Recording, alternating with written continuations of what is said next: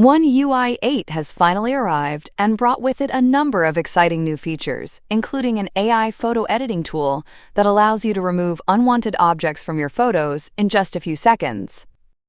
Thanks to artificial intelligence, this tool automatically fills in the area you erase, making the result look natural and seamless. Let's see how it works in practice. First, open your gallery and find the photo you want to edit. Today, I will remove a bag from this photo. Tap the star icon at the bottom of the screen. The AI photo editing options will appear. Highlight the part of the photo you want to remove. Just trace over it with your finger. A window with additional options will pop up. Tap the eraser to activate the AI object removal tool.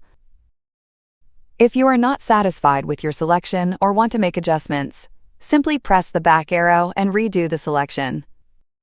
Once everything is ready, tap the Generate button and wait a few seconds.